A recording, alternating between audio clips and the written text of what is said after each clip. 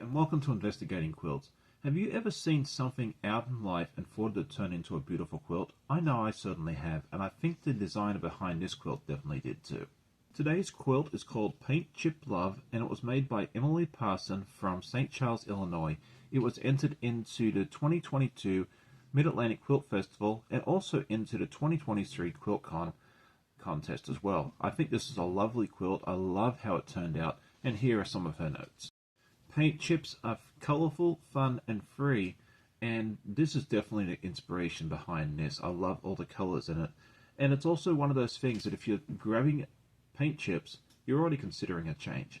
She says that this was not necessarily the metaphor she was looking for, but these paint chips kind of did represent the previous years of her life, as she did have a career change, became an empty nester, among other things.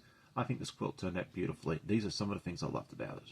The first thing I loved was the wide use of colours. Anyone that has known me for any amount of time knows that I love using all the colours in my quilts, and this definitely fit the bill. I think this would be a great scrap buster where you could use all of your wonderful solids, and it showcases solids in such a wonderful way.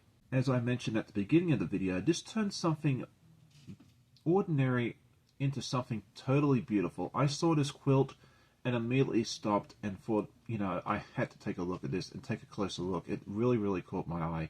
And the quilt that can do that is definitely one that I really like. And then I think this is also a fun modern quilt, but it also would appeal to many, including myself, that feel led more towards the traditional quilts.